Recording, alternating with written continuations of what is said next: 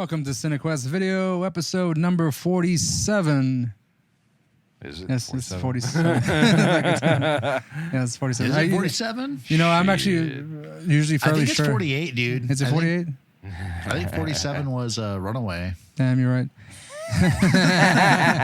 let me start that again. Let me start that again. No, leave it. I think you're right. It's 48. Oh, dude, this is episode 48. 48, okay. Yeah. Yeah, All right, Runaway's 47. let I me just looked start up that on again. our page. Make sure you're recording this too this time, Ray. We're all recording. Everyone's recording. Everyone's recording. It's the Everyone's break recording. shift to worry about. Welcome to Cinekuest Video. Okay, welcome to Cinekuest Video, episode number 48. On this episode, we are talking about the second part of the Re-Animator trilogy, which is Bride of the Re-Animator. Yes. And I guess this movie's basically just a play on Bride of Frankenstein this big time. Re-Animator, I guess initially is kind of like its own Frankenstein, but with the slight variations. This one pretty much is exactly like Frankenstein. Yeah. They're taking parts from dead bodies and trying to bring them back to life. Reanimating. Well, them. I think they're just trying to reanimate the brain in Frankenstein, right? Well, No. Yeah. So Wait. in Frankenstein, they're pretty much doing the same thing here, where like they get body parts from different people and like they're creating life, as opposed to the original Reanimator, which is to bring them back. Right. So Well, which I thought was an interesting turn in this movie because Herbert talked about how what was it? Totally lost my thought. Oh yes, it was how the reagent can be used to reanimate just like dead parts, not just the whole body. yeah. And that, I guess, kind of kicked off the idea for let me get kind of the best parts I can and And then put them Make life Lego out of that, shit yeah. together, and I give you life. legs of the hooker, Yeah. feet of the ballerina, you know. Yeah. Thighs. What did he say? Womb of the virgin. Something like that. I was like, Jesus Christ. And like Ray. Well, actually, we have we'll go into that monologue a little while later because I have that quote there specifically because it's very poetic. It's totally not sexual at all. No, not at all. Absolutely not. So again, this is part 2 of the Re-Animator trilogy. We do have Jeffrey Combs reprising his role as Herbert West, which apparently almost didn't happen. Yeah. Really? Yeah, he was actually not initially scheduled to reprise his role because of some kind of scheduling issues. He was going to be doing another movie somewhere else. So but they're then, going to have like Dan, but no. well, I think they're just going to have legit. someone else play him, which would have been Well, yeah. terrible. But like, what's Dan- the guy playing Dan Kane going to be in? And shit, I believe or- so, yeah. Who cares? They even asked Barbara Crampton to be in it as well, but just as a cameo. But her agent advised against it because he felt that she was way too big of a star to make such a short amount of screen time that was worth her time. It wasn't worth her time. Basically, is what he's telling me. I mean, how did that turn out? Fine. She did a lot of other movies. I don't really. I mean, if she was just going to be like a cameo, I mean, I don't know what she would have done. Just she probably would have been like a memory, like a flashback memory or something. Because she is dead, very dead. Yeah. Super dead. So this movie came out in 1991. There was a bit of a discrepancy that I saw online. It got released in different parts of the world at different times. One said it came out February 22nd, 1991. Yeah. One of them said it came out April 14th, I believe, 1991. And then the other one said December 30th, 1990. And those other releases, were those international or were they were pretty specific on the time when the movie was released around the world. Yeah. But here in America, it was kind of like sketchy. Like I think maybe they released it in one city at a time. Yeah. Was but it like all those got limited recorded. release and then Yeah. Yeah. But I think it just got released at different times in the U.S., so that's why it's kind of there's a bit of a discrepancy as to when it was actually nationally That's strange though, released. because I wonder what that does for like the box office for these fuckers. I'd imagine it Like, hurts yeah, it. fucks it up. how do you calculate that? Like, okay, I we mean, got 3 opening dates, and so do they take the gross from those openings and then say this is our opening weekend, or? I don't know. Well, that's another thing is that I tried to find how much money this movie made, and I couldn't find it anywhere. Yeah, I couldn't find that either. It was very transparent about like the budget, directors, all that kind of bullshit, but not like what. Do you there was remember no what the- revenue thrown out. do you remember what the budget was for the 2.5 million for for the this second one? Yeah, For this how one, much yeah. was it for the first? It was $6 million. $20. I think. $20. $6 million, really? I think it was like $6 million. It had a higher budget, I think, that time. Yeah. Oh, shit, Yeah. I'm like, so the, I guess, the feature or creature monster effects or whatever in the first one were like more full body and like more like the Thing, and this one made me think more of like Well- the Evil Dead remake. Well, and there were kinda like thing. also Sure, yeah. a Which- ton more, I think, actors and extras at play in the first movie than the second. So because really, like, you know, what the Army of the Dead was, what, 4 or 5 fucking goons in the second Well, movie? it was 3 and 3 that Yeah, were supposedly from like the three first mental, one. Well, yeah, Yeah. 3, and then you had the cop, And the and cop. then Yeah. the Batwing. Oh, Professor I guess Batwing. just the cop, yeah. Dr. Hill, 'Cause it'd be too. like the 4 Made his of the Army of the return, Dead. Dr. Graves, the dopey ass like stoner assistant or whatever the fuck. oh yeah. That was the other guy. Oh, he wasn't a doctor, man. He was. Oh God, what was that guy's name? No. Dr. Graves He's was just the. the He was the The morgue. pathology guy. Yeah. Yeah. Right. He's the guy that revived. I can't remember the name of that Dr. like Hill. stoner loser guy who like I don't either. basically is like He's an idiot. Dr. Graves wants to talk to you. Far up, man. You know. Yeah. what Distraction. I wonder how many times they like duped that specific guy with that though.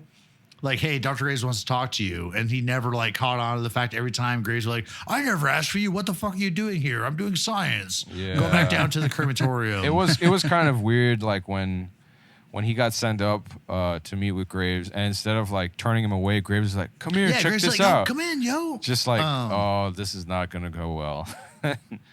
And like the resurrected Hill was like totally fucking with him or whatever. Like, talk to me, Hill. Come on, say something. Or whatever. Like he's like snapping at him and shit. So, Ray, do you maybe want to recap the last events of You have maybe it written down. Re-Animator, and then how it ties into like because I mean our heroes, for lack of a better term, start off in a very odd setting in this movie. Yeah. That's true. And well, the ending of the Re-Animator, which was the first movie, we have Dan taking Megan. Or Megan, yeah. Meg. Meg down Meg. to the What's her last the name? actual ER Halsey, yeah. or Halsey, or something Yeah. like that. because she's dying and she ends up dying. Yep. And Spoilers. the movie ends with Dan injecting her with the reagent, and then you there's like a just- you hear scream, her like scream. wow. Yeah, which I wanted was really them to- curious about this break between the end of Re-Animator and the beginning of Bride of Re-Animator, because when we catch back up with our heroes, they are hiding in Peru, actually serving as medics during a civil war or something going on, some sort of conflict. Yeah. And the internet descriptions of what's going down is that they're down there serving as medics. Yeah. Because that's a fresh supply of corpses to experiment upon it, basically. Right. Yeah. Right. So like within the first minute or whatever, Herbert West. So I'm assuming they just escaped. Yeah, they just I took mean, off after the you events of the know, last one. They, But I wonder like how long that took for them to like fuck off, because you had the Miskatonic Massacre, as that one police officer calls it in Bride of Re-Animator. Yeah.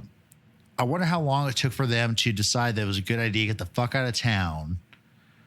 And then what led them eventually down to the Andes to go basically harvest, corpses from military conflicts. well, maybe that wasn't like initially their focus. I mean, they're just to get away, but maybe like I think maybe back in the 80s, just kind of in the Western times, whenever people were going to escape the law, they would go down to Mexico. Yeah. They just go down to South America. We can just escape this, and then let this all blow over. Cool, you know? But like what I want to know is what happened with the body of Megan Halsey after she had her little scream event. Right, exactly. So, Yeah. I'm thinking that, and then you see.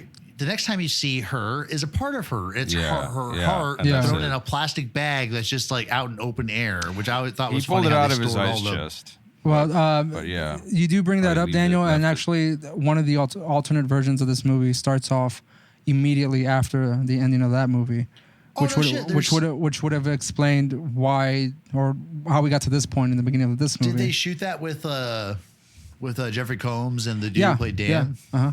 Oh wow! Yeah, so it was that was one of the alternate versions, which is available apparently on one of the Blu-ray editions. Oh, so like special features or whatever. Here's like the first few minutes of how it would have played out. Well, that's awesome, man. I mean, what did the probably have to try to like YouTube that shit because that just sounds cool, man. Because it was such a weird jump between the films. Right on. Well, just real quick, a bit trivia on that. It says the DVD version includes both the R-rated and theatrical release, which is slightly longer and more explicit. The more explicit unrated version. Both versions are included in the DVD, and also includes a scene in which we see Bruce Abbott's character, which is Dan, revive his dead girlfriend from where the original left off.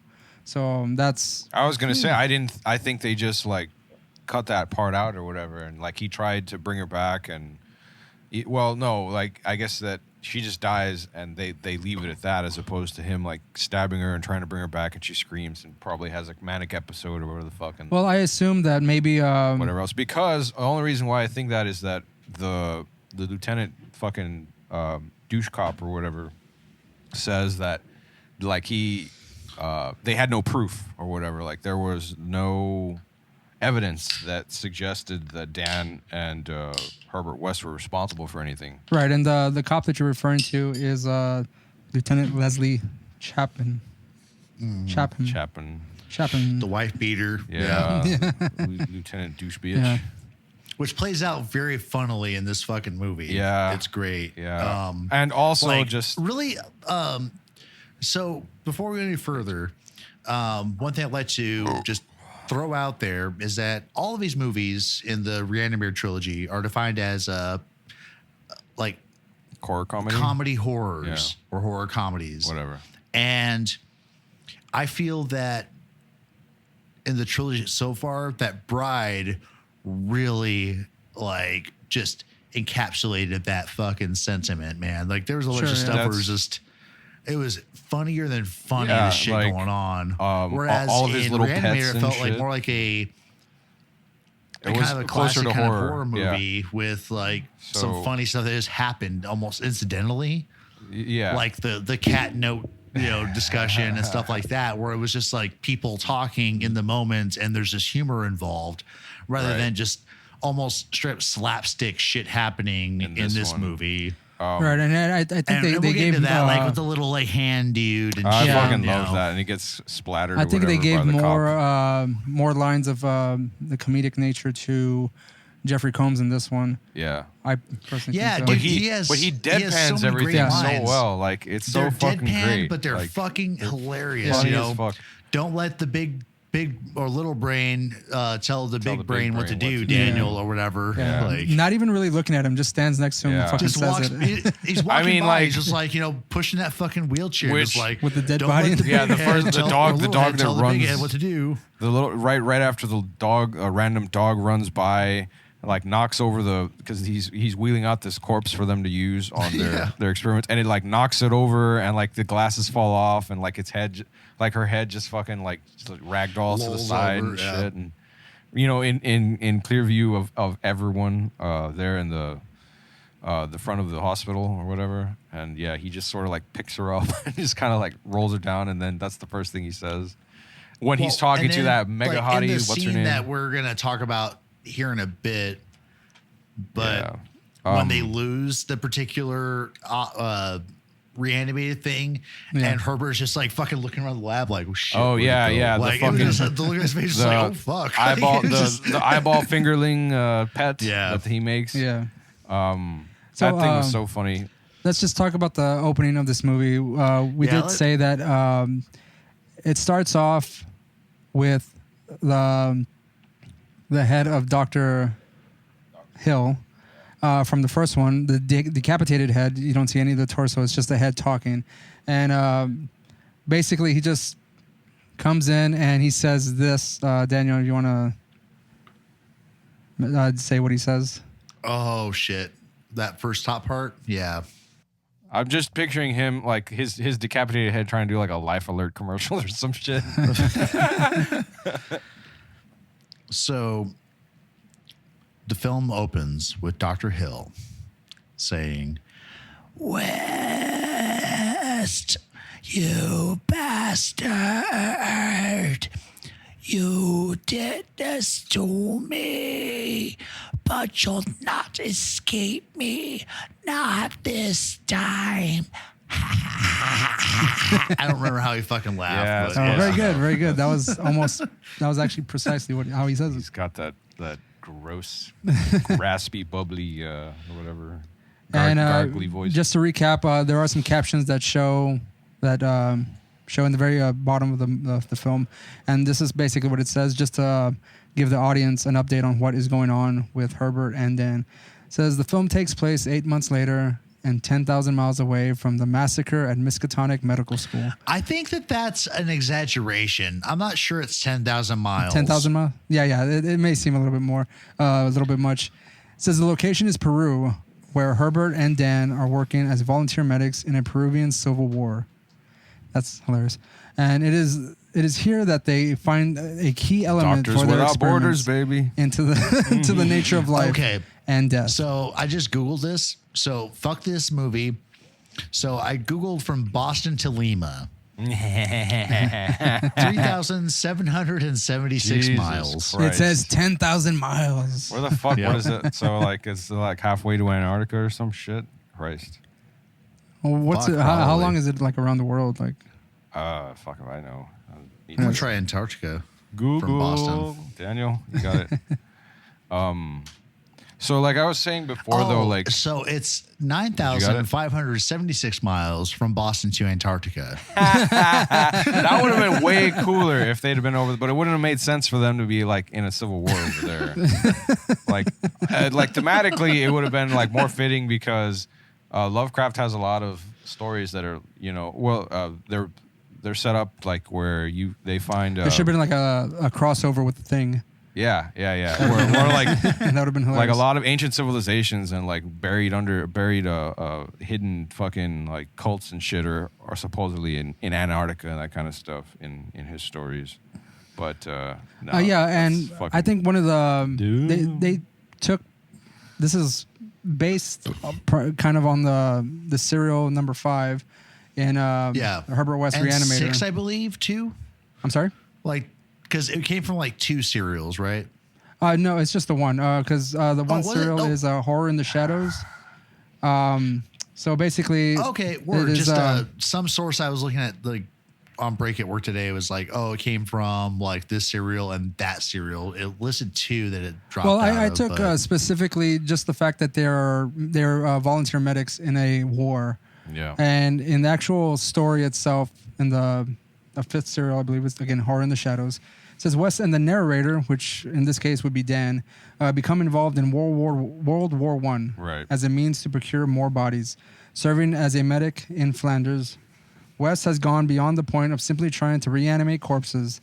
His experiments now include isolating parts of the body and reanimating them independently in an attempt to prove their machine-like quality. So basically, that's kind of like where we're going into with this movie and how he's approaching using his reagent. Yeah. And there's a point where he says, we mentioned before, they found a key element to their experiments. Right. And it says the key apparently is in iguana. Yeah, amniotic fluid. Yeah, the amniotic fluid of iguana. Costu iguana. The way he pronounces it, kind of like confusing. Yeah, it was. Yeah. All I heard was iguana. And I was like, all right, cool. Yeah, It's a lizard. Right I think on. it's specific iguana for the region. And he explains among the chaos as like there's a bunch of fighting going on, that they have moved on from just animating the dead, but the next step is to create new life. Mm-hmm. And in this little scene in the very beginning, we're introduced to a new character, which is Fancesca Danelli. And she informs them that the situation is too dangerous to stay and they need to leave immediately. And what's awesome is that, like, when she gets reintroduced, how she wants to cook Italian, I was like, dude, why aren't you trying to make fucking, like, Peruvian platos típicos for them, you know? Like, that would have been great, and but shit, man. Isn't she Italian in the movie, though? No, she's supposed to be Peruvian, man. Because, like, she's speaking Italian throughout the whole movie. Well, she has kind of like an ambiguous kind of look to her, like in the city, so she can kind of play like any kind of foreign person.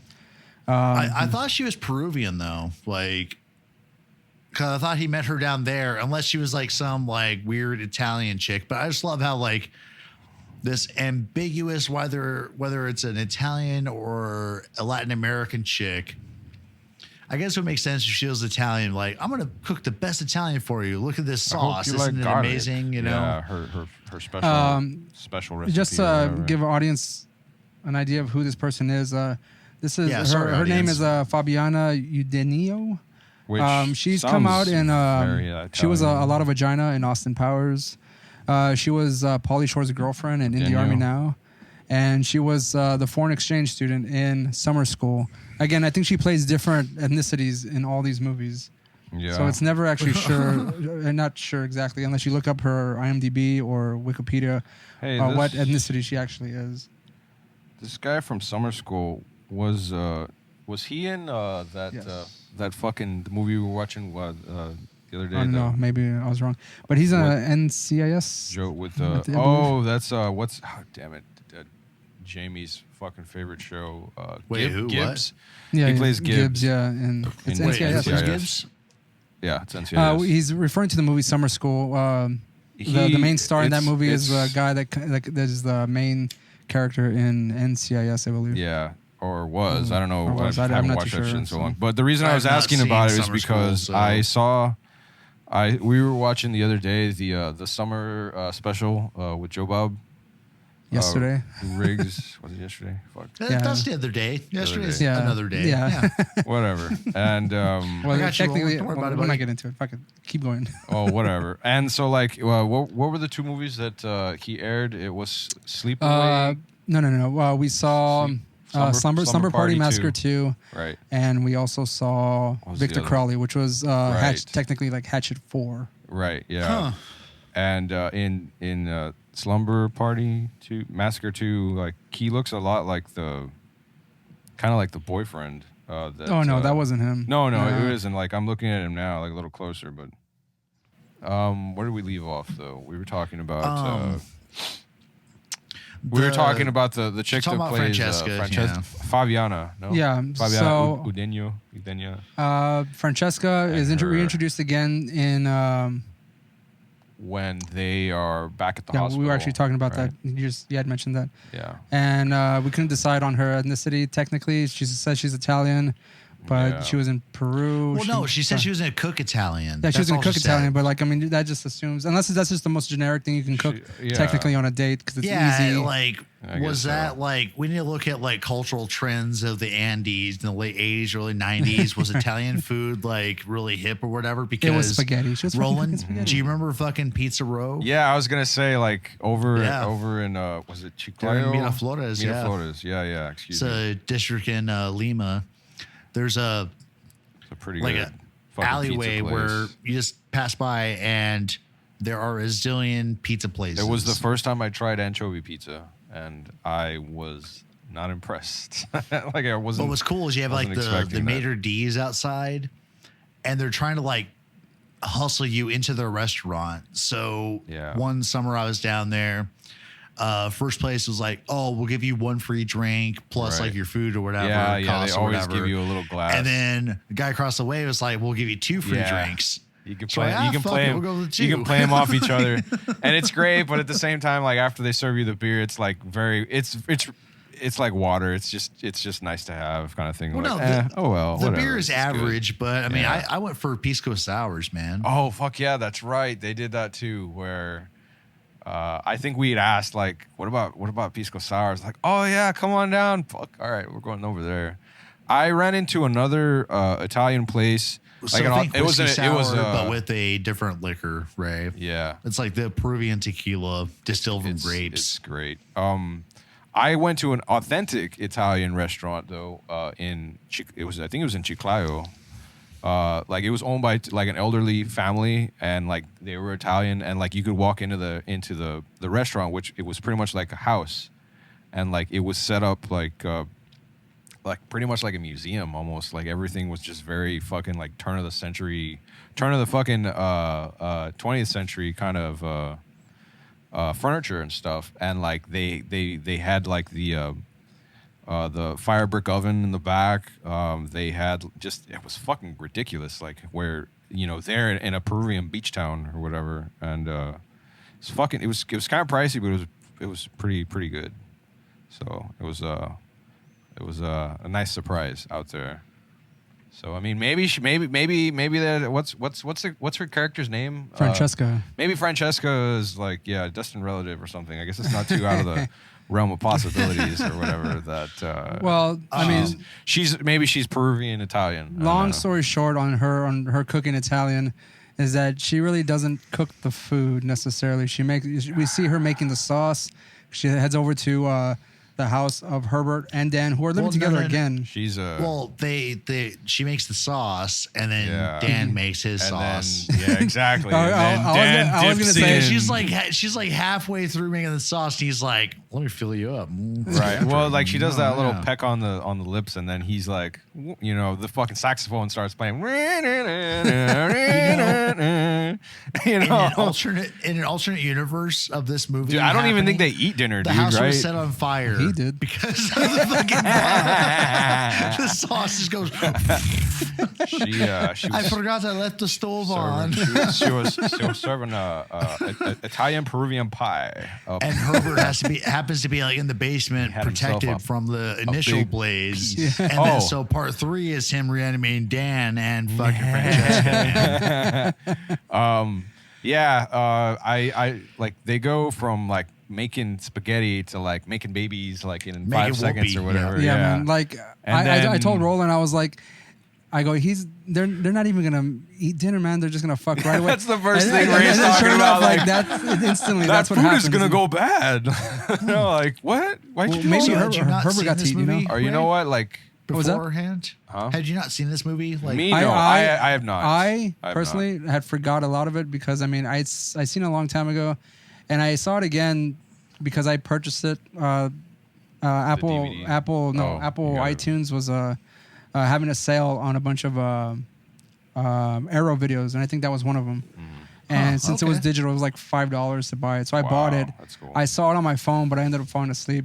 The thing that sucks about I think the streaming buying the streaming movies is that they leave out all the extras that you get from the DVDs and shit, right? That's true. I don't recall if there were any extras. Deleted scenes are usually not in there, or like the extended cuts, right? Yeah. But yeah, it would be sweet if they included those. You know what? I should double check on that. And then like usually like the commentators from like the directors, the producers, the actor interviews, those kinds of things. Like that always bugs me about streaming services. In general, like all the good shit, man. And no, like you have to. That's why it's still worth your time, generally speaking, to go buy a physical copy. I mean, I like thinking about the DVD collection of the Indiana Jones trilogy I had. Yeah. They included a bonus features DVD, and it was just like all like behind the scenes, all this bullshit, just like commentary, like an empty gap in there where Kingdom of the Crystal Skull is supposed to be. Just throw that shit away. Oh, well, this trilogy was purchased before this movie. Oh, the trilogy movie was created. Thank you. Oh, so the true trilogy, perfect. That's. Oh, it's like Star Wars, man. You talk about the original trilogy. You don't really fuck with the rest. Yeah, the prequels and the shit sequels or whatever. The new trilogy. Yeah, so I'm gonna double check again to see if I have any of those extras because I don't even remember checking. Yeah. Speaking of double checking, We need to return to our dissatisfaction with some of the Star Wars, I think, Roland. Oh, that's gonna be easy. I think I'll probably bring. It's cheap. It's like super cheap fodder for some episodes or whatever. But like I would like to rant for stuff, a while, and it would be good to get some venting. There's shit that I really enjoyed about those films. But absolutely. That I really abhorred as well. Very specific things. So it's just badass. Yeah, but so back to Re-Animator, I guess. So our heroes are found in Peru, working as medics at some sort of war event thing. Then they have to bug out, which we kind of alluded to earlier. We'll skip back to that. And they fucked off back to Miskatonic University, to the same hospital where the massacre happened, which is they are bizarre. They get hired as full bird doctor. Yep, there's like full-fledged. It's like, boop, welcome. Yep. Well, actually, one thing I thought was like kind of interesting. It's not the university though, is it? It's a completely. It's in the same town, but it's like the hospital at the university or whatever. It's like it's like fucking. What do you guys? Me. Oh, I know what you're talking. You're talking about the. And not like Yale Medical or whatever. It's one of the other like Eastern schools. They got like two names for it. Like an H starts it, I think. But whatever. Yeah, I was actually kind of curious as to how they just go back and they then just waltz back in and like and they're doctors now. Yeah, and they graduated. Or they finished their residency or whatever. Oh, sorry, I remember what I thought was funny. It was like the cop and like everyone else referred to Herbert as Dr. West. But when it came to Dan, it's like, are you Dan Kane? Yeah. Are you Dr. Dan Kane? None of that came up. The only time he was referred to like specifically as doctor is when he got like paged when he was like trying to talk to his honey. So he was like an RN or something. Like Dr. Kane, he was Dr. West's nurse. Code blah blah blah blah blah. And he's like, oh shit, I gotta go. I mean, so like they go right back in. Doctorhood is like never respected. Like Herbert, I think inherently respects it because he asked for his help. Like almost like Herbert is. It's almost like you can't do it without him. Like, and I think maybe that's something about like West's character is like, no matter how like almost like sociopathic he seems, he still requires like an accomplice to basically say like this is okay. Like we are building a new future or whatever, and I think that's like what Dan's role is to like Herbert's life, like a good assistant or a sufficient assistant and like kind of a bouncing wall for the morality of what he's up to. They're in a toxic codependent relationship. I mean, yeah, that could be said, but I mean, he also, anytime Dan shows some kind of, I guess, humane sense whenever it comes to the bodies and everything, they're kind of curating. Like he doesn't want to do it. He's the. Well, speaking of that, he's the moral compass. When they come back to the hospital and they're doctors now, Dan it shows that like he's invested in this one patient named Gloria, she's terminal. Yep. And he's always kind of like consoling her, but it looks like he just also wants to fuck her too. Super creepy, yeah. Like he's like, once you get better, we're doing this. Yes. Look forward to it. You're gonna get better, right? Right? Oh man, I love. It was probably just like a new form of holistic medicine they were trying out at the hospital. That fucking first scene though, with him, with Dan and Gloria is fucking hilarious because like he's telling her like how she's terminal or whatever, and then like right in the background you see Herbert West's head turn around. Like what? Like he's just like he perks just up there. And like he's like, oh, this is Dr. West. Like he'll be examining you. Like he immediately just busts out the flashlight and starts looking at her. Oh yeah. Yeah, and actually, she's going into surgery. Scoop your ass up. And whenever she's wheeled away, Dan tells Herbert that she's not part of like her experiments. He's like, well, she could be very useful to us. Yeah. And he's like, to you, not to me. Yeah. Mm-hmm. And then it like is that when he reveals that completely, like she's like a second Megan to him? Right. Almost, He says that later. Yeah, like it's around that easier time, for I think. me. Like I like to think that, of you as like Megan, and that, what does he say? Like, that helps me. I was like, what? Yeah, it's something like his second chance or whatever, because like this one lives or something. He's got some but it weird just comes off as like a fascination tied up in this patient obsession. Yeah, that it comes off as it's his way of coping. Weird. Right. Yeah, right. Like to fucking thirst after this terminal patient. And there is a quote that I just want to mention. We'll talk about like other quotes later on, but whenever the girls wheel away, and Dan actually says this. Oh shit! Hold on. I made a note of it here.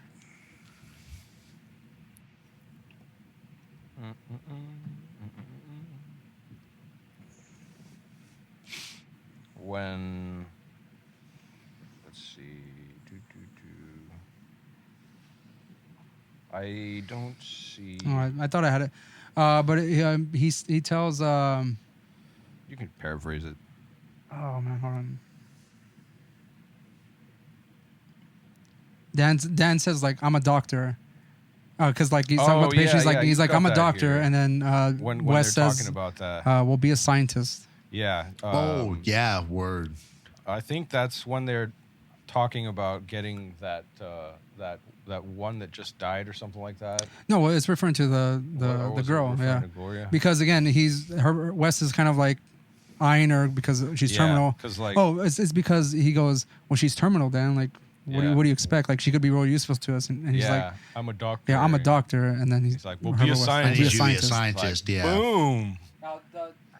Which is a cool, like, he's tug and pull like between those two characters, because Dan's always like kind of the quasi-humanist or whatever, and then you have Wes like, no, this is science. We're just trying to forward the understanding of science, right.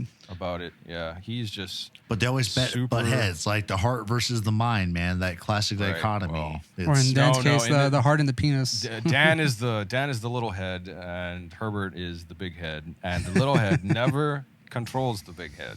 Okay. Well, in Herbert West's case, power of the mind. He doesn't show like any sort of sexual. Interest at all. Like, it's like everything is like a subject. He's always to dismissive him. of those relationships. Yeah, I think what does he say later on in the movie? Like, I created this person. It's more perfect than anything that could come from your womb. When he's talking to Francesca or whatever her name is, and like he when he says that, like, he looks down at her vag, and like his eyes come up, and like he's just super fucking just disparaging of like it shows his thoughts in general about what he thinks on those kinds of things, and so it's fucking hilarious. I fucking love it. Wait, except Roland, for one moment, please, though. like, explain that thought again. So, like, like, using your words and not like in tuning your thoughts to us, which, like, I'm sure Ray and I got, but yeah. So, like, lay that out for our fans. A lot of the way Herbert West explains. I mean, like, he's not like a woman hater or anything like that, but I think that his whole outlook on relationships or any of that, like love or romantic love and all that shit, is like he just doesn't have it.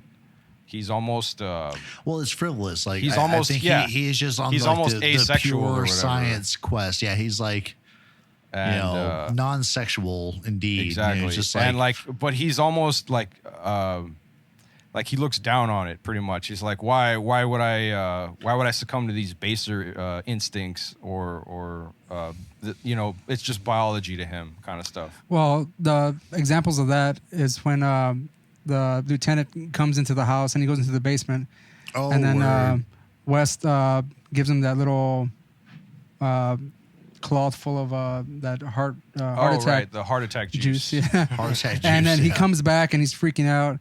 And West actually like cuts off his fucking arm. Yeah, he has a machete for some reason. reason. And the lieutenant goes upstairs, and which Francesca comes downstairs. This is after like Dan had sex with her. Yep. She comes down and her dog is with her, and Oh yeah. the lieutenant freaks out. Freaks out Francesca. The dog attacks because he's trying to protect Yeah. Francesca. He goes straight for the throat too. So like, good boy. Yeah. So This little ass dog. This is the one scene like that hurt me a little bit because he gets the dog and fucking pussy. like twist like twins it. Yeah, I'm like sorry. Like, giant chucks it against throws the him. wall. I can't see a fucking dog get killed. He throws him against the wall, but like it rips his front paw off. Yeah, Not see, even his that paw, was his the full thing fucking that leg. like, The whole arm, I thought that was yeah. like savage enough where he like tossed the dog, but then like you go back to like the camera pans back, and he's like holding the dog's like fucking like So leg like, saying, like, oh shit. Did you guys laugh when the lieutenant is trying to like leave the house? He has like people to the He- dog's instead of dropping the dog's leg in arm, his mouth. Yeah, he puts it in his He mouth to like bites it to and free up opens his the door, hand, yeah. and then opens the door. I was like, what the fuck? I did laugh. I'm kind of don't know. I did laugh at that though. Like Like an idiot. I wonder if like the direction he was given that direction. So like it try to open the door and then he Yeah, like either what if that was just like on the spot where the guy they're like, all right, you have to open Yeah. this door, but you have this It's in like your he's got hand, an and you improv. don't have another hand. He's like, well, logically, I'm taking this with me. It's mine now. again speaking of the way Herbert sees I guess women in Well, relationships. he catches Dan and Francesca or whatever after the fact banging, like Yeah. when they're lying in bed in each Post-coitus. other's like Chilling, boost, yeah. boost juice. He walks up to the stairs and like for some reason they leave their door open and it's just him there staring at him like looking pissed off and he just turns around and leaves. But there you I go wonder again, Dan. if in the getting director's pussy. cut, there's like Right. 15 minutes of like just Herbert like wanking it. I mean, Yeah, so What I was gonna say about that is that whenever Francesca's dog gets killed, she's freaking out, you know, like with Yeah. rightly so. Oh, and, that was great. And Dan comes to comfort her, Yeah. and again, she's just kind of losing it. and then here comes Herbert. Herbert comes in, picks up the dead dog, and then looks at Dan and says, "She's hysterical." Yeah. Just walks And just away. leaves. Like he walks away. And Like then- he's like, "Why is she acting like this? This is Yeah, just dumb." And she's then- hysterical. What does he say? What the Like- fuck? like, I'm out with he his goes- dog, right? he goes and puts his hand on the dog and he's like, so the lieutenant left? yeah. Like, Yeah, he's gone, Hey, right? Like, Is anyone gonna finish this dog? yeah. Oh wow, he's very fresh. And he picks him up, takes him back, and does his Frankenstein. Or But like, which is hilarious is like Ray he doesn't give a shit like about what just happened to her. Yeah, He's like, no. okay, that You happened. don't go to him for comfort. Let's take this dude, opportunity yeah, right now. exactly. Later in the movie, we see the Score. actual like kind of the darkness that is Herbert West. But Oh, that comes into the like later on. yeah, it comes to pass where like the viewer realizes like, wait a minute, this guy's fucked. yeah, he's kind of. Well, speaking of the dog, He's got a thing for dead what he does bodies. with the dog is that he attaches a fucking a arm. fucking The arm to severed him. arm of Yeah. the lieutenant. Yeah. Yeah, and To like it, so it's got like this like ring on it and shit. It's like it's a married pup now, I guess. yeah, Like and he it's- brings it back super fast, and then Francesca comes she- and finds him, and she's like, "Oh, my dog!" Well, no, And then like he, Francesca's like wandering downstairs where Yeah. she shouldn't be or whatever, And and then like- Herbert's like, "Why are you here?" And Right. then her dog's like in the doorway. She's like, "Oh my god!" I can't remember the Yeah. dog's name or whatever. Angel. And It was then Angel. yeah, Angel. Yeah, Yeah, and then it and pops then- out with a fucking like man's hand, like Man's hand grabs her, grabs her. like death grip, and she's like, "What Yeah. the fuck?" You know, like Oh, was it was fucking hilarious, man.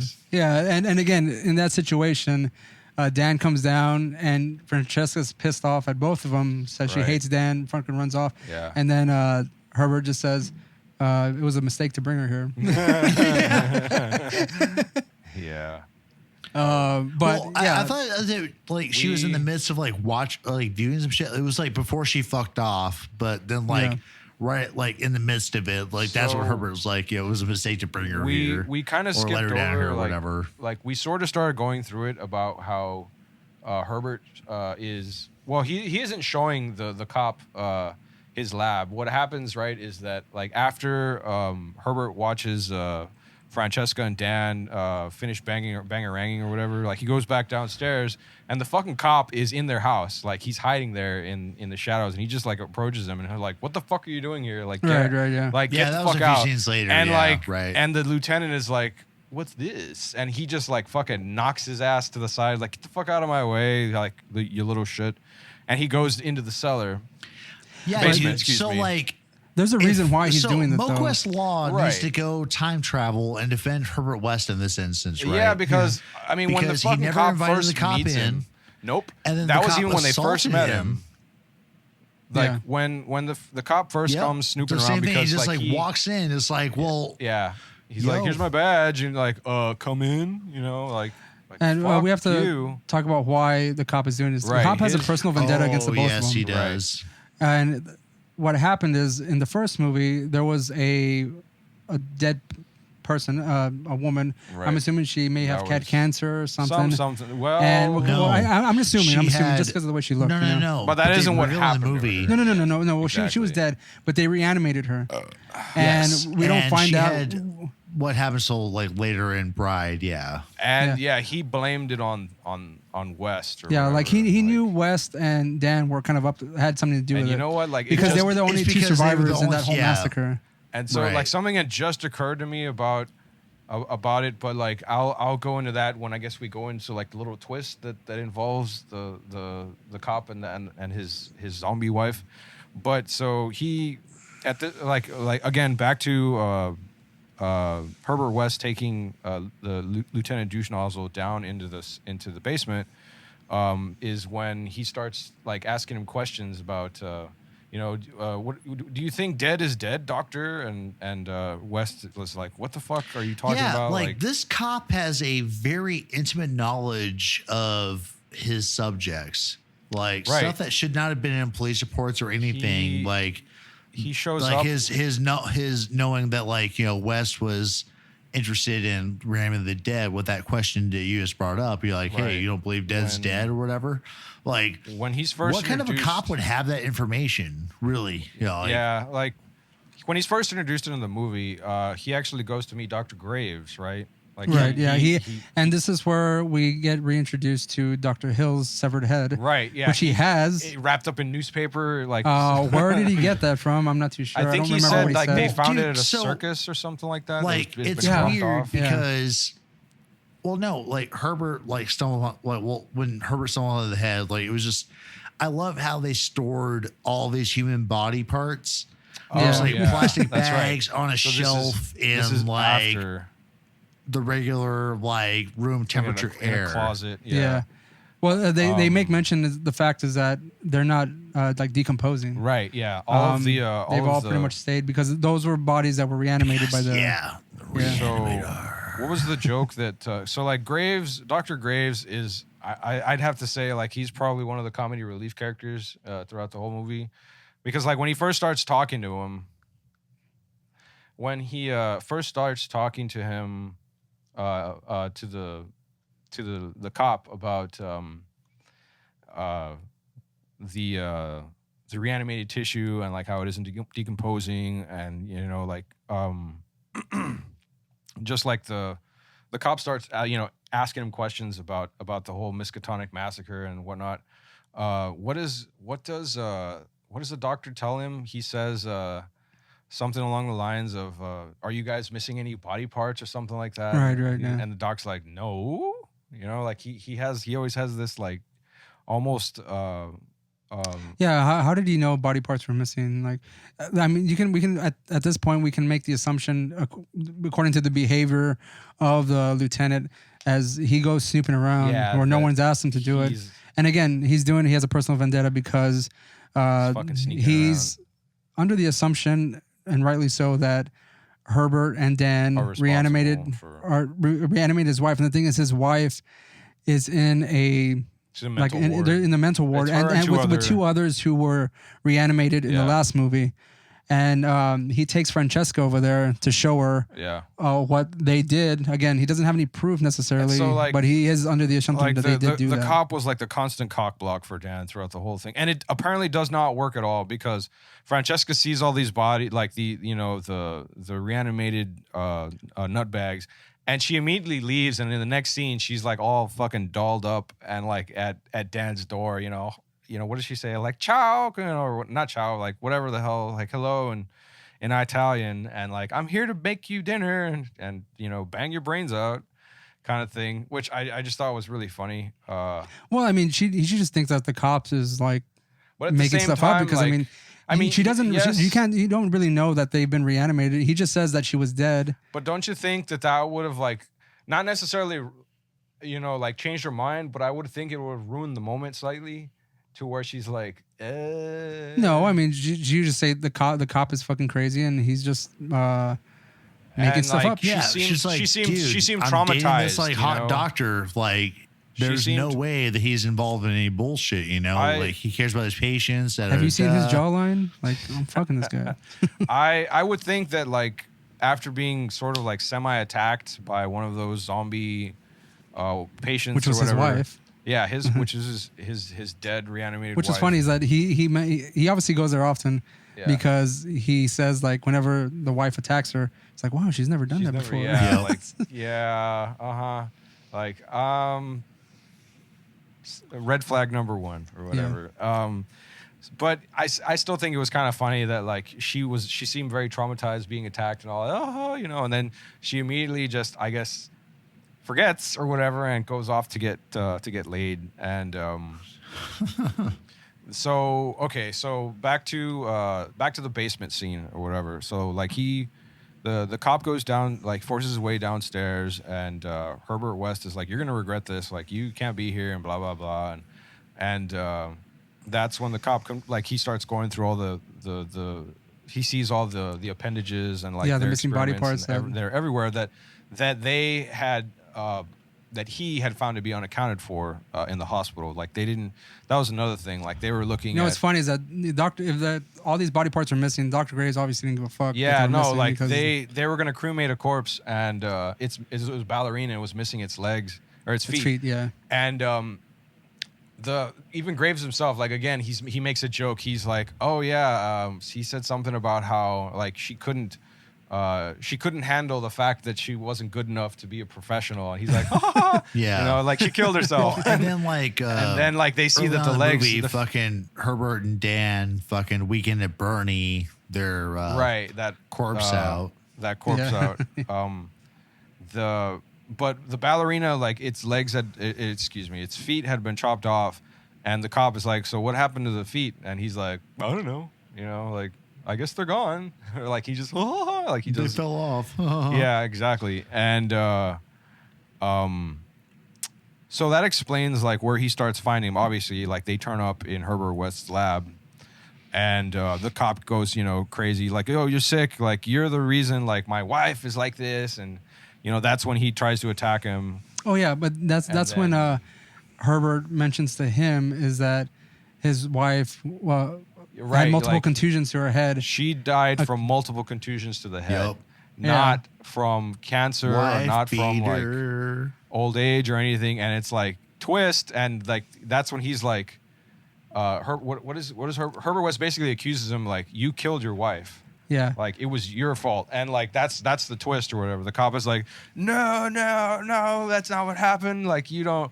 What does he say? She fell. Yeah, she fell. Yeah. She fell on her skull like 5 times in the shape of a ball peen hammer or whatever. So I mean that's when Herbert jumps him, gives him the heart attack juice, and then he reanimates him. Yep. And he starts going crazy. He goes crazy. He attacks Dan. That's when you had the fucking quote, for his line if you want to read it. Well, Herbert says, Dan, he's a wife beater. Shoot him. Yeah. They get the cop's gun. Like as they're reanimating him, like Herbert takes out his gun. He's like, here, hold on to this just in case. And Dan is like, okay. He just fucking takes the gun, But Dan, yeah, shoot him. He's a wife beater. Because like he comes in and Dan is like, what the fuck is going on? yeah, because he's like, pissed off because he's dead. He's a cop, and like it's gonna bring more trouble for him. Yeah. And Herbert is like, oh no, like it's cool. This guy was trash, and so that we're going into that particular twist. I had wanted to mention that it had sort of occurred to me before that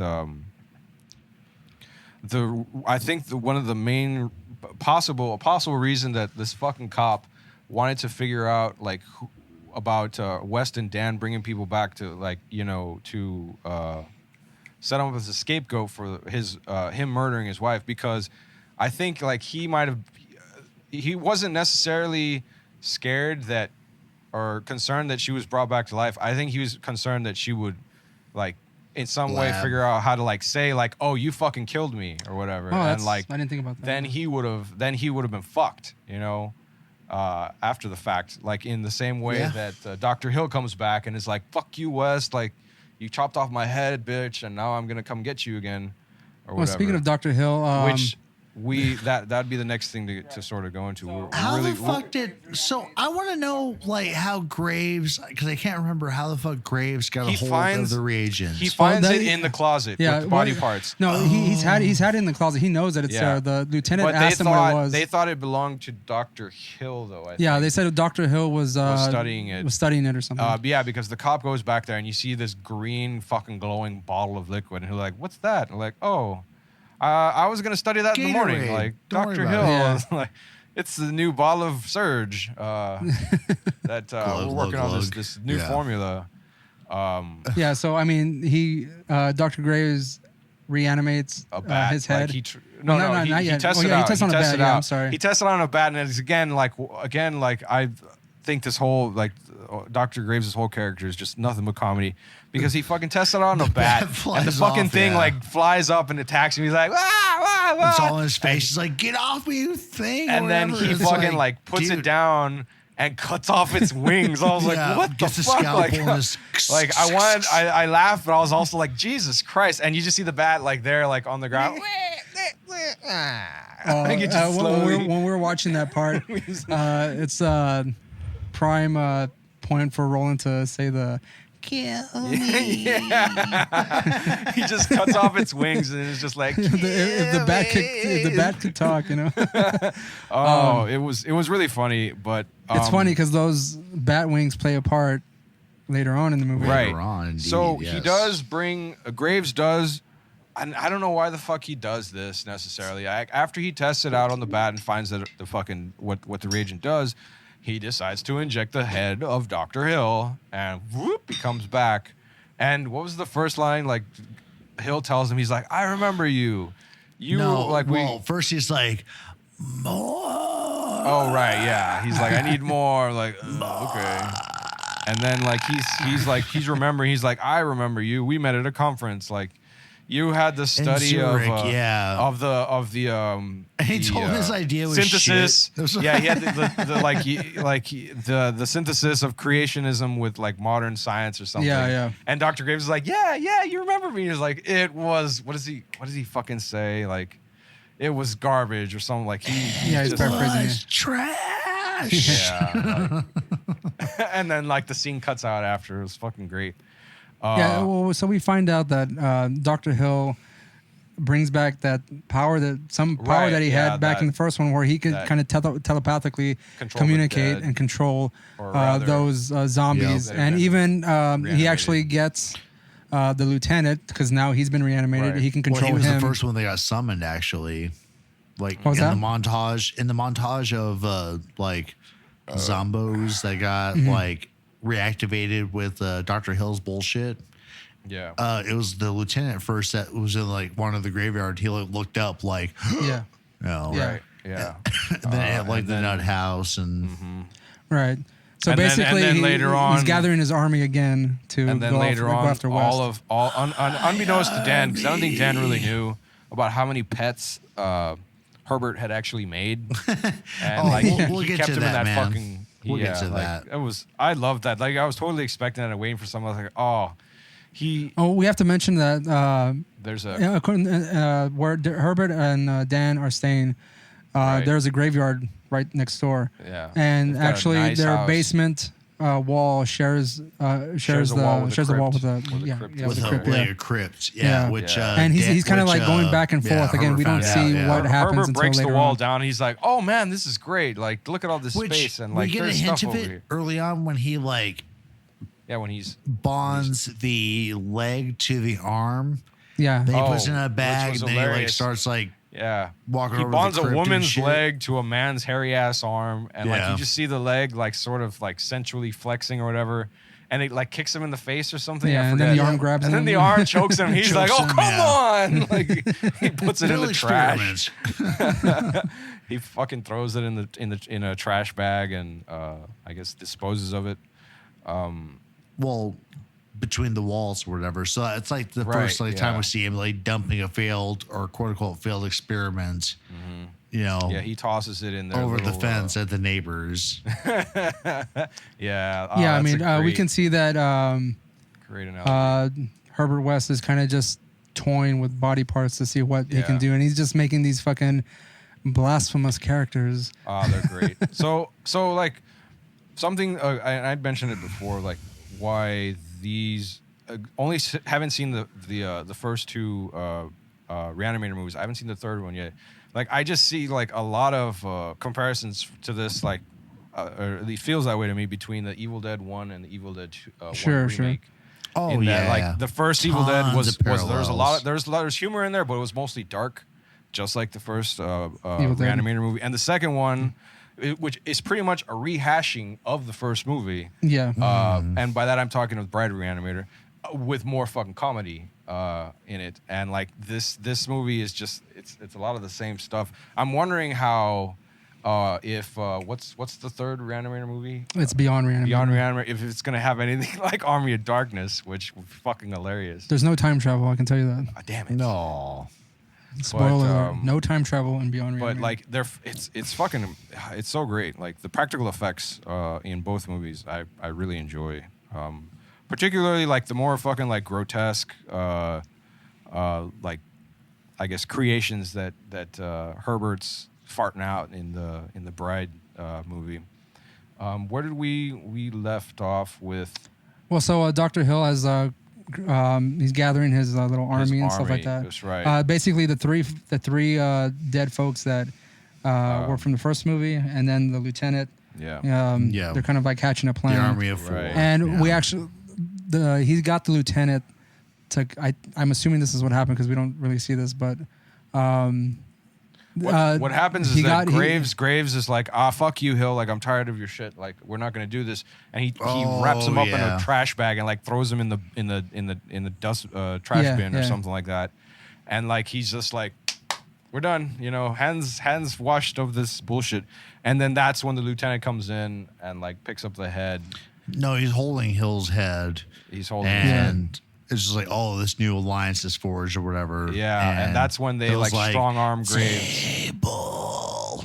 Yeah, so he throws him on the table, and then they fucking sew on fucking bat wings onto his head, which I did not see coming fuck. at all. It was the funniest shit because like when they first introduce it, you don't see it flat out. You see a shadow.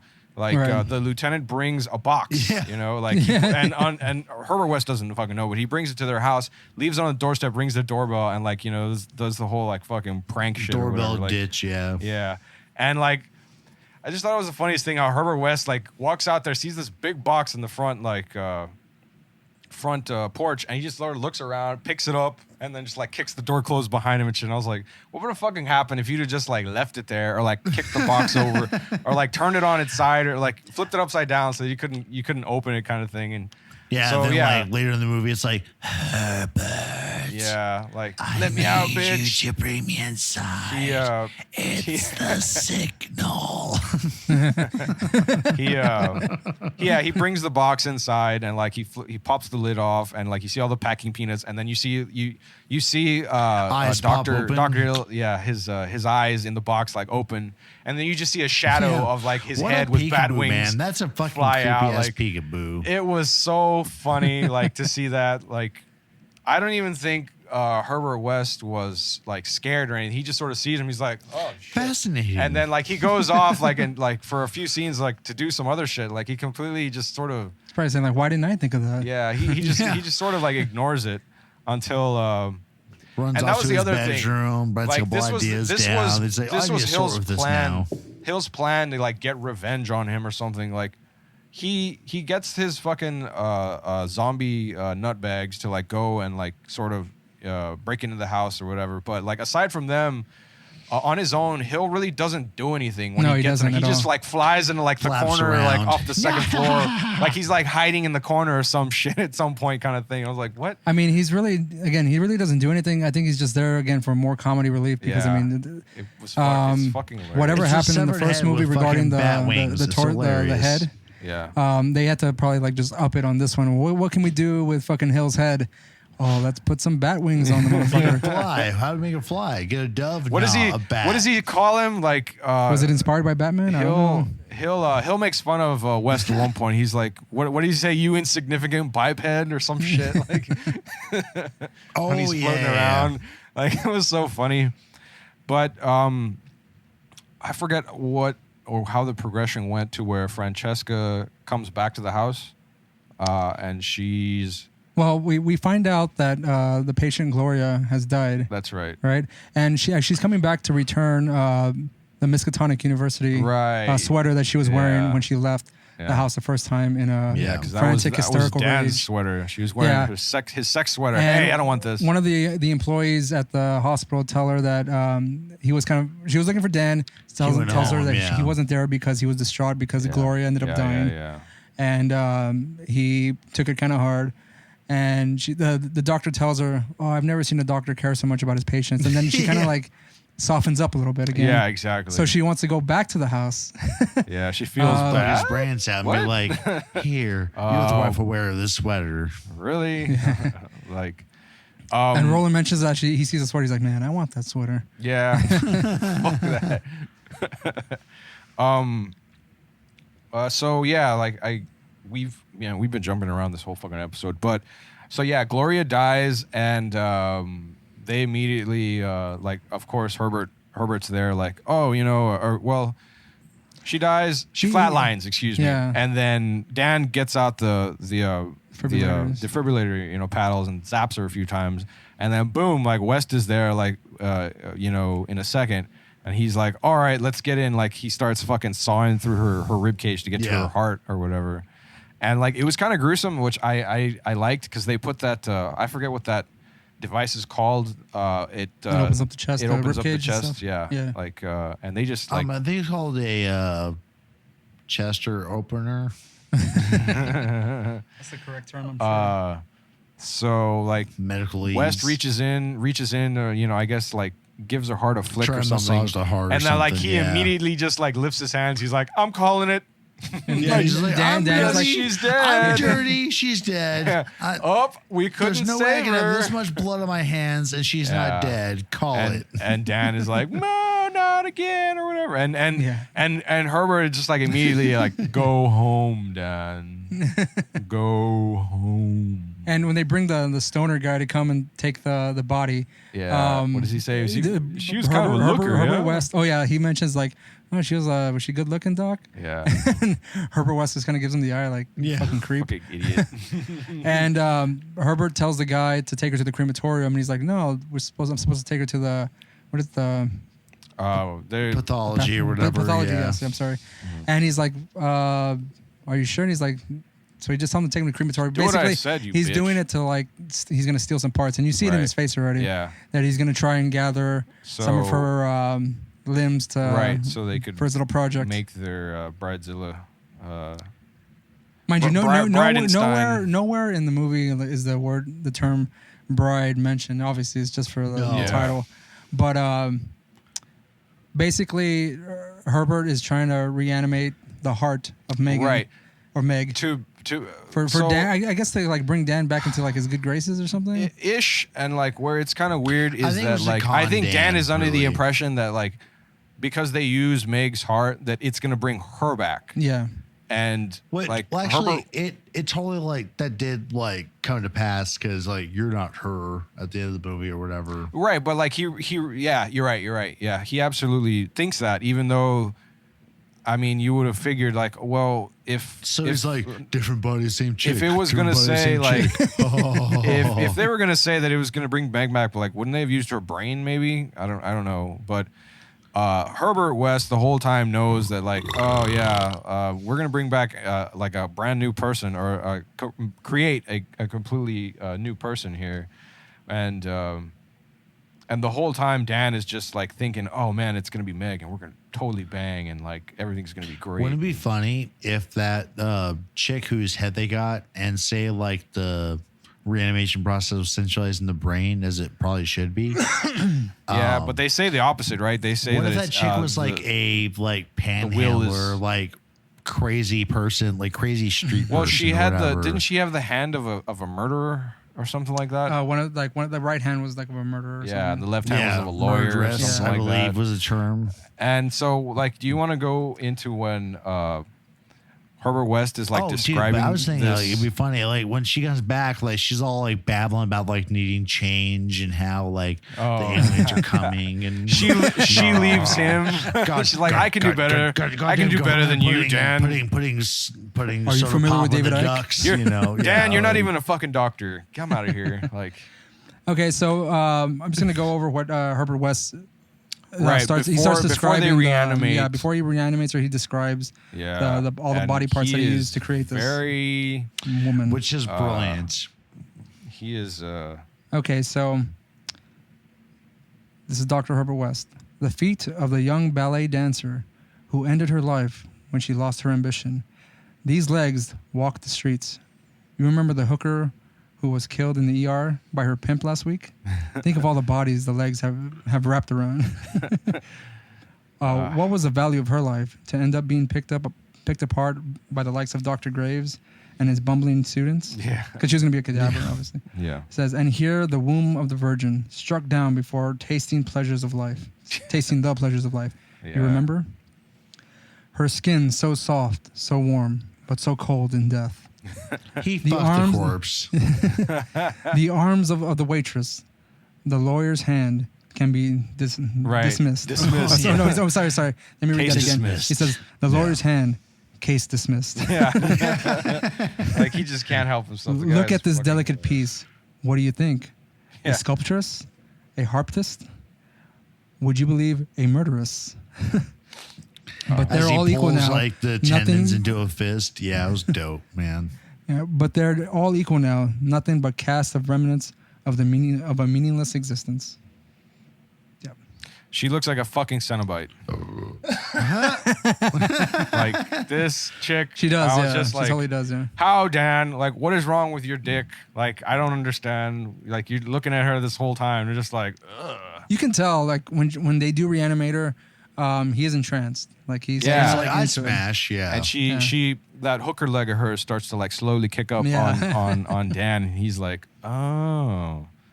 Yeah, and then Francesca like- does come back, and she right. kind of sees this because all the shit that's going on upstairs, Right, with all the zombies Dr. Hill, coming the zombies in, coming, and they're pretty much just trying to attack the house. Yeah, because I think when they come in, they are when the house is being invaded. West and Dan are in the process of fully reanimating Right. Gloria, and that's when he hears the doorbell, and West is like, "Son of a bitch! Like, really? You know? I guess I'll answer that." And then You know, it's funny. I thought it was pretty humorous. The quick turnaround in both Herbert and Dan when she's reanimated. because I mean, at some point, Herbert is like, he gets jealous. yeah, you can see that he gets jealous a bit. He's like- because she tells Dan, like, you created me. Yeah, and then Herbert is like, I made you. Yeah. am I just standing here, bitch? Like, what the fuck? And like, Gloria rejects. But I think Herbert, that was just and like he's the like- mama effect, you know, like Yeah. in fucking Ninja Turtles. But when I Tokar think Razor West's saw pride fucking- was hurt because That's hilarious. he thinks because Gloria thinks that Dan made her, and Dan and West is like, no, Yeah. he's my assistant. Mama. he's my nurse. Like, what are you talking about? Like, I am the genius. They're or whatever. babies. Yeah. And at some point, I don't remember what happens first. Does Francesca and she goes they down fight, there? right? So she goes down there, and they duke it out, man. No, they do that after. What happens is that they're both being chased by the zombies. Oh, and they go down into the basement and like block up the door with just like cabinets and shit. And then that's when Herbert sees,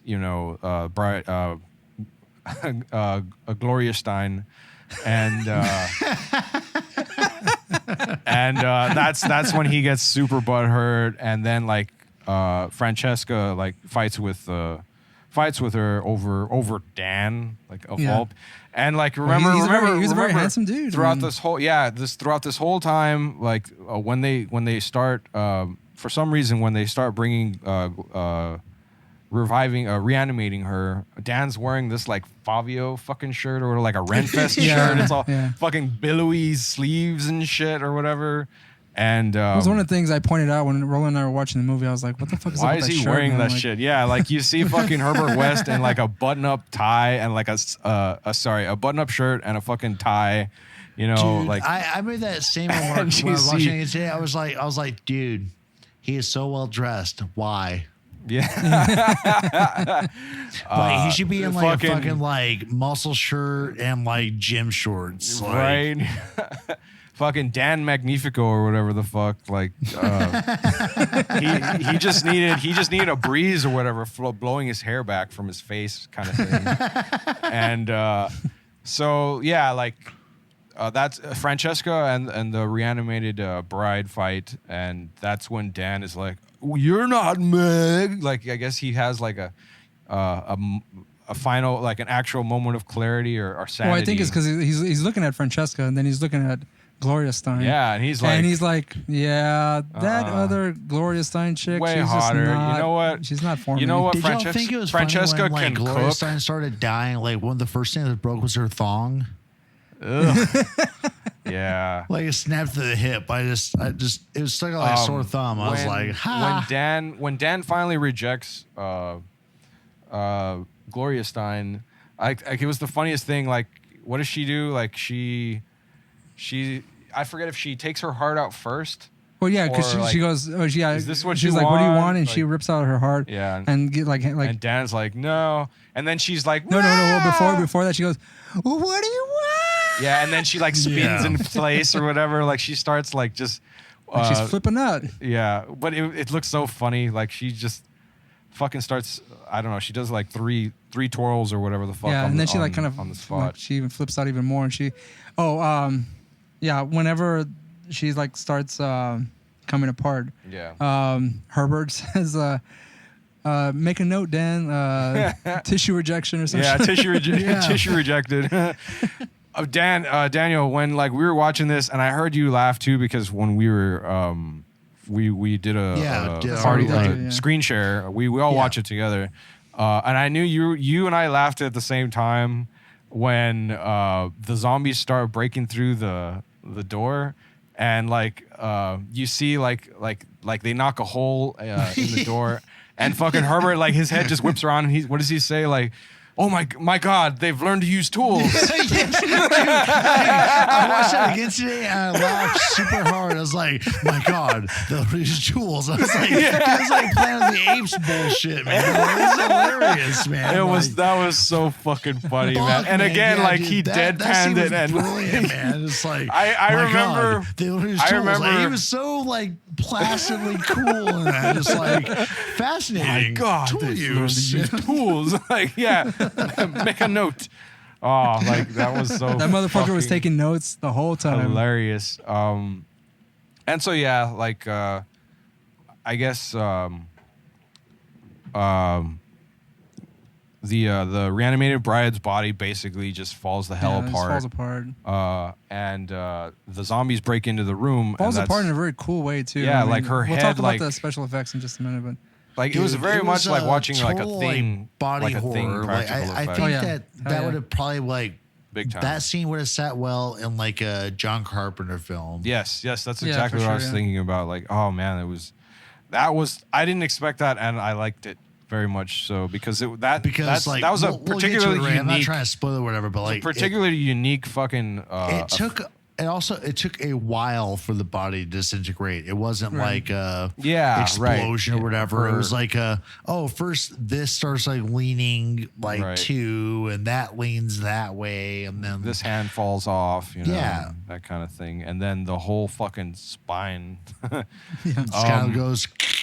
Yeah, I thought I was totally thinking that this was going to be another Thing reference that like when the head comes off the body in the surgical table and it sprouts like spider legs. Right, yeah. Like I thought. I thought the bride's head wasn't. I didn't think it was gonna sprout legs or anything. I thought like her spine was gonna be like a snake, and she was gonna slither around and shit, and be like, "Dan, love me, Dan," or some shit. Which it would have been cool, and I would also funny. They could have made like a whole like fucking like Medusa story too, man. Like, fuck, man. Part 2 has such potential. And they get bum rushed by acting it. They get bum rushed by the fucking the zombie lieutenant and his cohorts. And another funny note that like when the cop and his zombie wife meet up, like they start fighting like in several different parts. Like for like an hour and a half to talk about this, man, because like the zombie wife takes revenge on the zombie husband, man. She's beat the shit out of him, man. Going back to the first red flag when Lieutenant Douche Nozzle takes Francesca into the ward and his wife attacks her, he's like, I'd never seen that happen before. And then you see trying them to protect her. Actually, well, like so when they first fight, like the lieutenant is actually feeling up Francesca, and the wife comes in and like pushes her to the side and starts whooping his ass, kind of thing. And that was just again like lending credence to how like this guy's full of shit, like she totally was probably fucking trying to kick his ass for like forever and a half or whatever when she was in the just couldn't raise that cast iron pan in bed. Yeah, fucking crack his face open. And then again, when he breaks into the basement, he jumps in, and then the wife like gets in there and like chases after him and shit. And he's like, fuck, again. So they're surrounded by zombies, and they're trying to figure out how to escape. So they use they push that shelf that was in front of the wall that connected to the crypt nearby, and that's when you see where all of Herbert West's little projects have been accumulating or whatever. Unbeknownst to him, Dr. Hill has fucking taken control of them and I guess like activated them or whatever, and he gets jumped by all kinds of weird shit. Yeah, like, this is when the body horror comes into full effect. It was great. Like there was a really good one.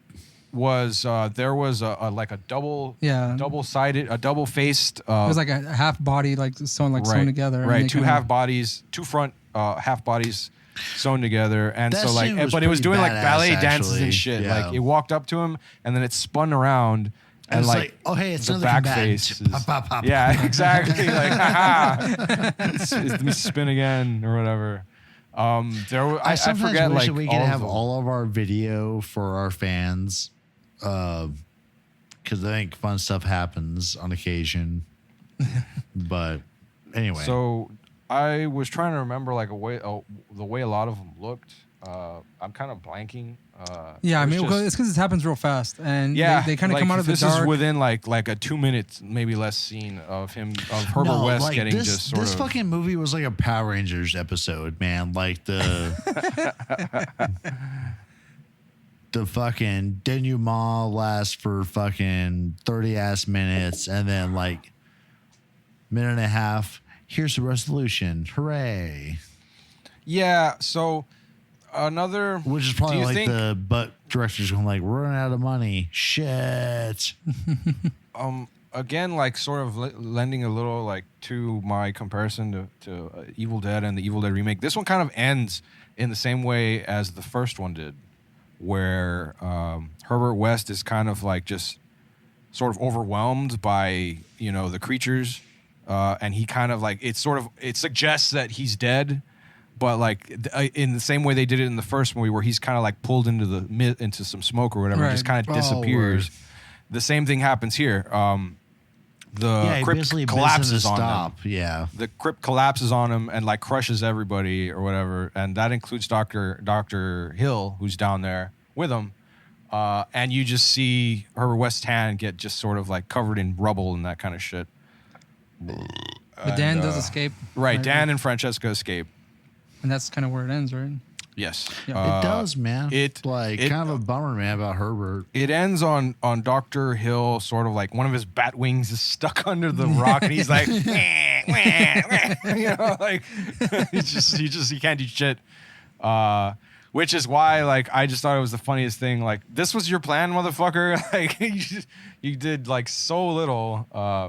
I honestly thought that they were gonna put Dr. Hill on his head on an actual body, like, and he was gonna get they go and grab a cadaver. Bro, and, they did that already. They did that in part 1. Yeah, they need to put him in fucking bat wings, bro. But that was also his. Fuck yeah. You know what? Like, I was glad for that. But what would have been cool to me is now I'm thinking about is if he fucking like got the bat wings, but Voltroned onto like a fucking a body, like a headless. Like fucking corpse that's just there, and he just fucking docks in and just fucking comes at him. Like, I don't know. That would have been fucking. That would have been interesting. That would have been really funny. He comes at him like a fucking Power Ranger episode. He's got like claw hands and shit or whatever. Yeah. You've not seen my final form.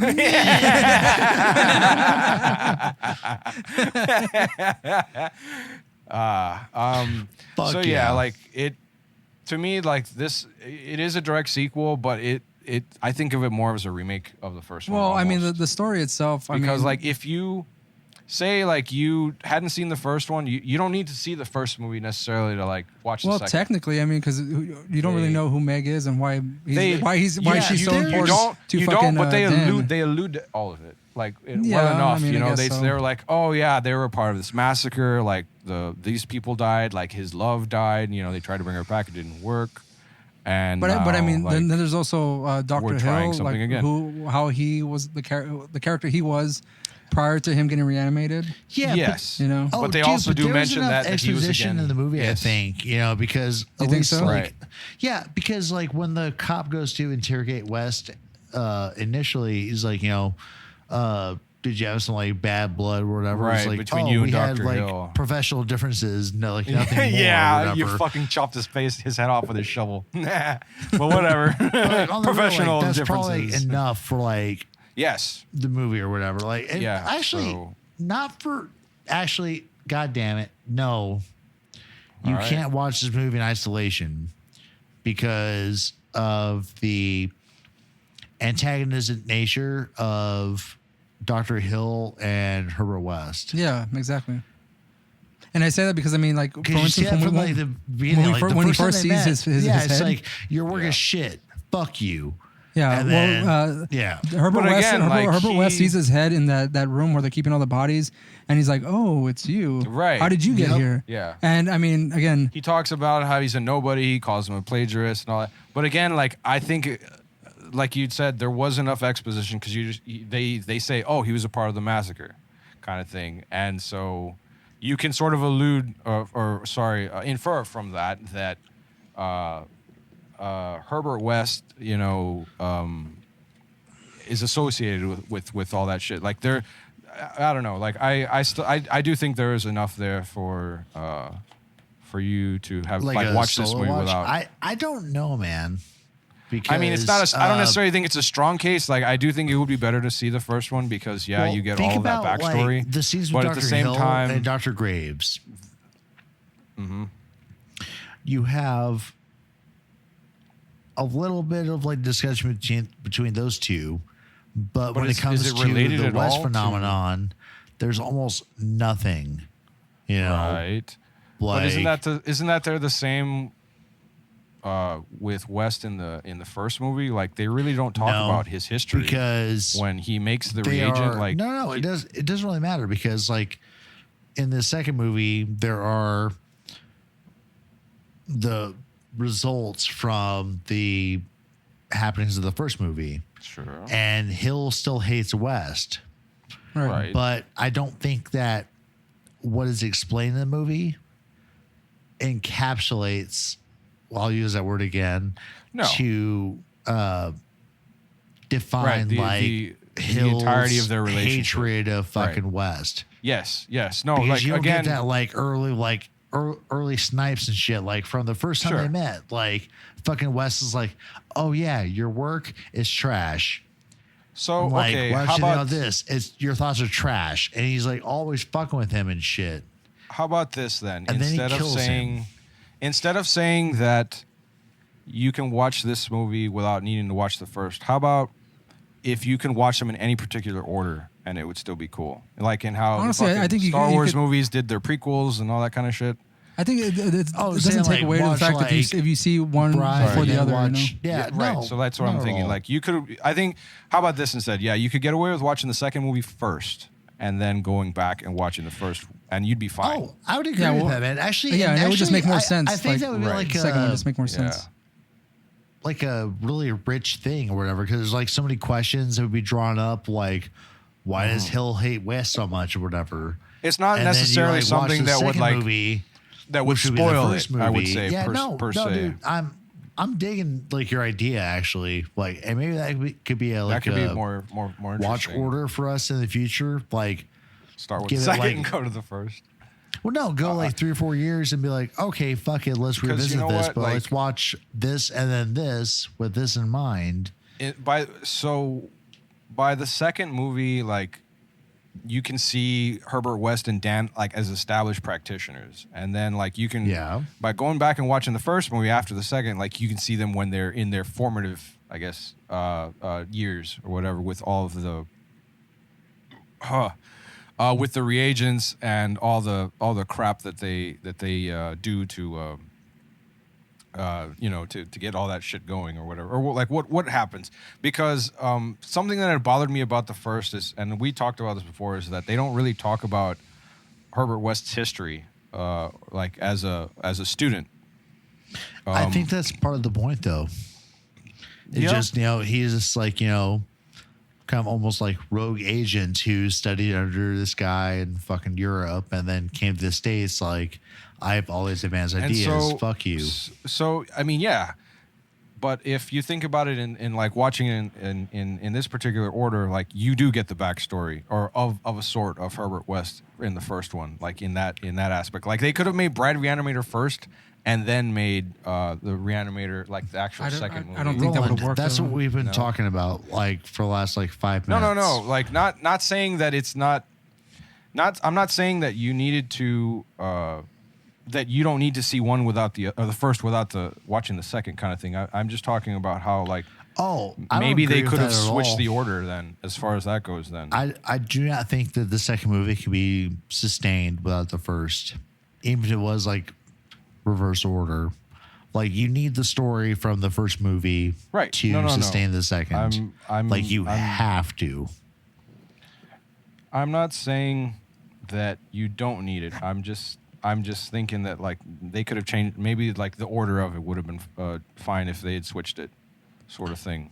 Yeah, that's also what we've been talking about. Which is yeah. Well, that's that's something to think about regarding like again, like you said, Daniel, revisiting the trilogy later in the in the future. Like actually, like point of order, like not to be shitty to you necessarily, Roland. I was just like dissecting. I'm saying the same fucking thing over. So like. It's the whole point was that you can watch them in any particular order as far as these two go. I don't know shit about the third yet. Yeah, so I don't know either. But like as far as the second and the first, I would say it'd be probably more fun to watch the second movie before the first. So what is your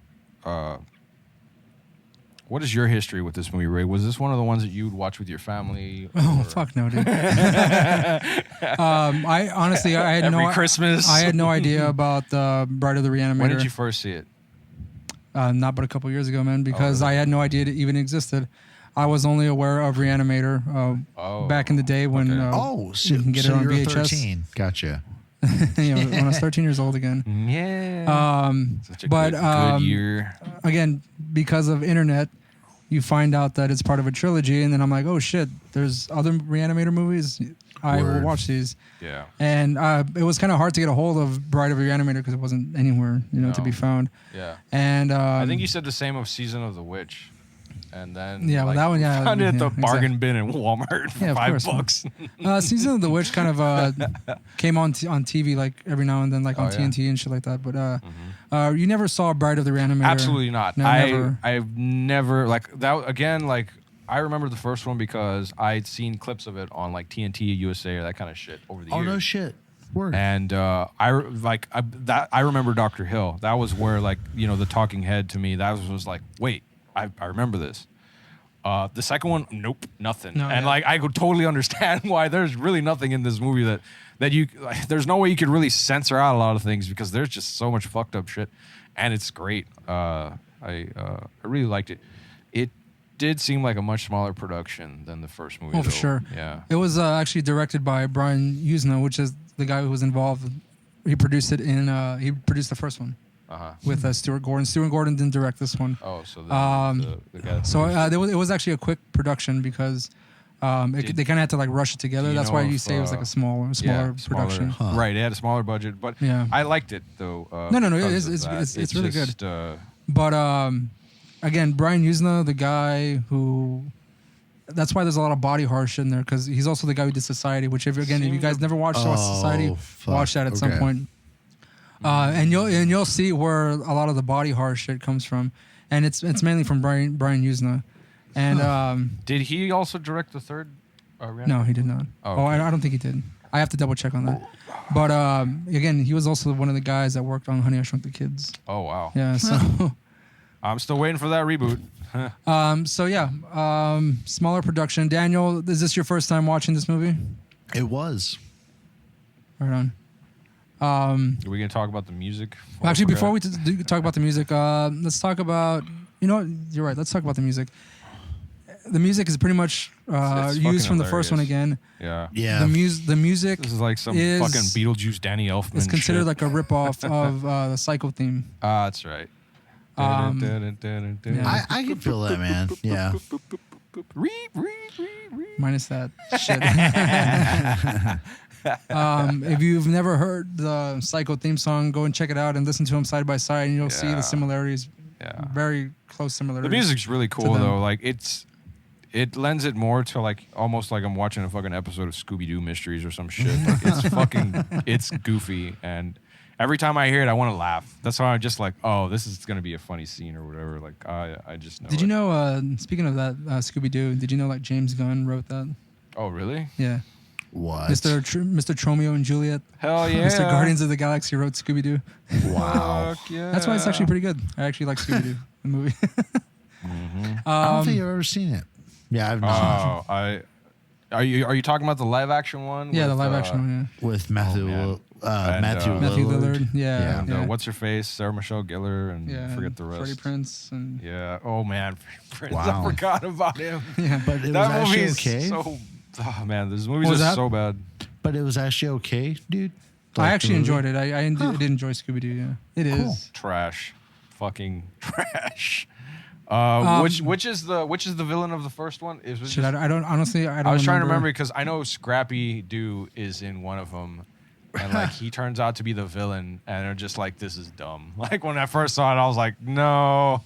It's fucking Scooby-Doo, bro. I mean, what do you expect from the movie? I expect trash can lid, fucking airplane wings. I expect fucking like 4 foot tall sandwiches. The fuck? Yeah, fucking Shaggy and Scoob are always like munching out and shit. Like they make these fucking massive ass sandwiches, and they always just fucking like take it down in one bite. It's fucking great. I expect fucking like ascot ass. What's his face? Always farting around, trying to be badass. I guess in this case, Freddie Prinze. Yeah. Well, Freddie and Freddie Velma Prinze, being a clueless ditz. Sorry, not Velma. Daphne being the clueless ditz, and Velma being the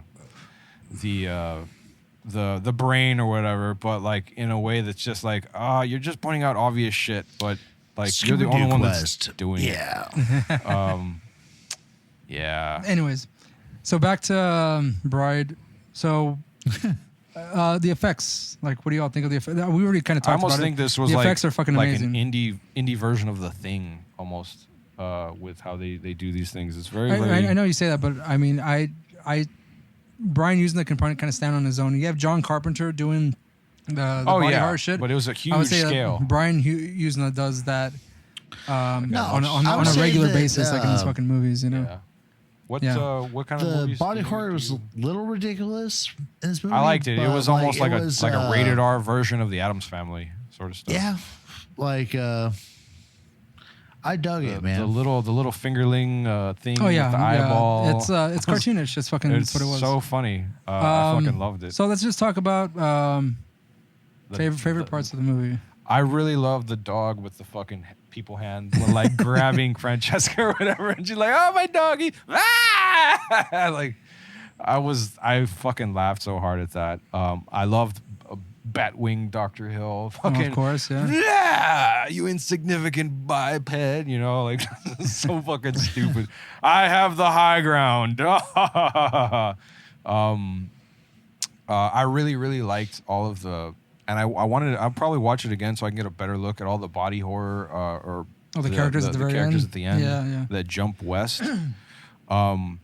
It went full on Hellraiser to me though when fucking Gloria comes back and like you get a good look at all of her fucking parts and shit, just like.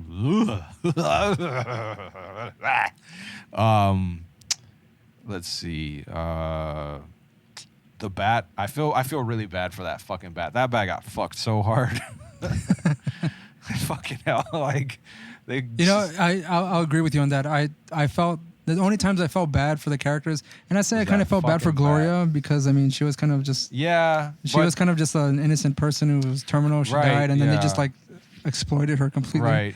But that fucking bat, like, so when Graves first brings it back to life, like it's had its fucking chest cavity pulled apart and it's like pinned on the table or whatever on a board, and he brings it back and you like it's just I'm trying to think of like when I was watching it like come back to life and I'm thinking what's going through his mind and it's just like I'm alive, what the fuck, why everything hurts, like the bat's looking around and it sees like all these nails stuck in its body and its chest ripped open and shit, and then he fucking like gets free and attacks Graves and Graves pins it back down and chops off its fucking wings and it's just there again like you know, kill me. Like you see it like it's had its wings chopped off, but like the skin that's attached is still attached, and you see it still trying to like fucking twitch and shit. And I'm just like, I kind of felt bad there until like I see it slowly start dying because it's like, so he put himself slow, out of his misery. like, yeah. And He's like, I'm gonna nap now. These motherfuckers. I felt bad for the bat. Yeah. I felt bad for Gloria. Yeah. And I felt bad for the dog. Like those The are only dog- three people. Like Man, only the three things dog I felt got bad. killed the, harsh. The dog got fucked. Fucking. Like he fucking swung it around and its arm got ripped off and then like I guess it just like all of its bones and shit got shattered on the wall. Like it just fucking ragdolled or whatever into the wall. It's a pretty traumatic thing for I would imagine a dog to go through, just to get its fucking arm ripped off. I'm assuming any dog would die instantly. Yeah, from the trauma. Yeah, for sure. I think I actually covered pretty much all of them there. Daniel, what about you?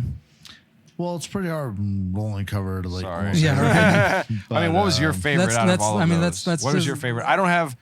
Okay, you know what? Realistically, we can. I think we're all in agreement on what Roland talked about of what are the good parts of this movie. But there's also, again, Jeffrey Combs. I'd have to say my favorite is Alan with the bat wings. That shit made me laugh. I did say before with the dog with the arm, but I'll go with bat wings. I'm gonna say. Man, like actually, my favorite parts, apart from the stuff that Roland brought up already, was like, were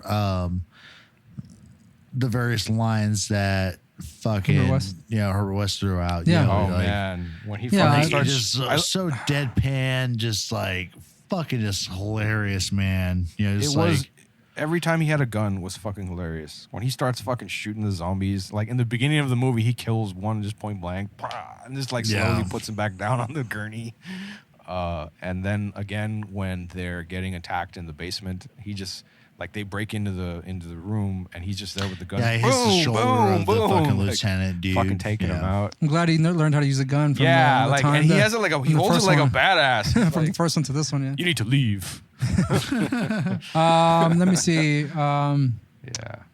I guess we can go into. What was your like? Which of any of those? Dude, I was literally gonna. I literally had just said like everything you said. Yeah. Basically, and my favorite part was all of Jeffrey Combs' lines. So you and Daniel. Jeffrey Combs so good, man. is like God fucking damn. amazing. Like Yeah. he makes movies. Like he makes the movies. He's a really underrated actor.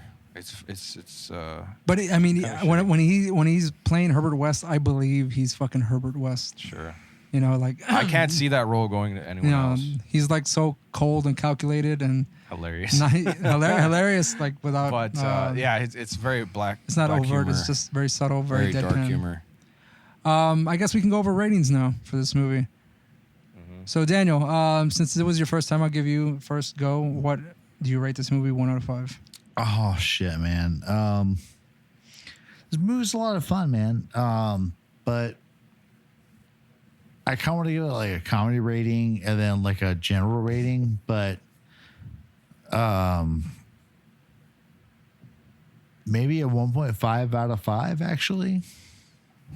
As a regular rating, or that's just in general.